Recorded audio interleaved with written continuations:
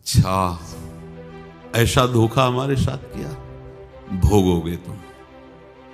ये जो निकलता है ना भोगोगे, ये अकाट्य होता है।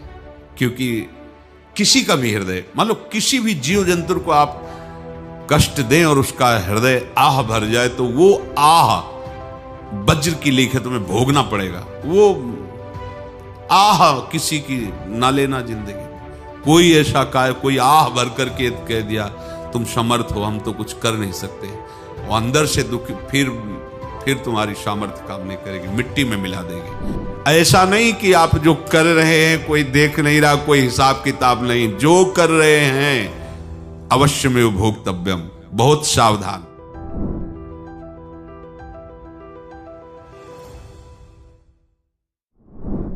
जीव स्वयं नित्य निरंतर कर्मों के जाल को रच रहा है और अपने आप को बांध रहा है। आपको मुक्त होना है, बंधना नहीं है। जीव का जन्म कर्मों के अनुबंध से होता है, कर्मों के बंधन से होता है, और उसको अपना ऋण चुकाना होता है। कर्मानुबंध ये बहुत सूक्ष्म विषय है। जैसे आप जिस परिवार में जन्म लिए हैं, तो उस परिवार के लोगों से आपका ऋण है, इसलिए उसी परिवार में आप आए हैं।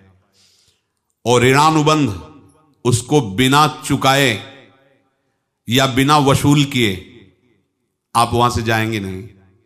आपको लेना है तो वसूल करना है, और देना है तो चुकाना है। ये पूर्व के जन्मों से निश्चित किया गया है।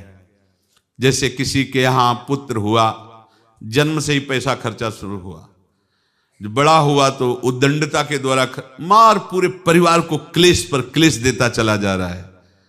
ये तुम्हारे कर्म का फल है। या ऐसे शक्तिहीन बुद्धिहीन ऐसे पागल पूरे जीवन सेवा करो, तुमसे अपना हिसाब चुकाने के लिए वो आया है।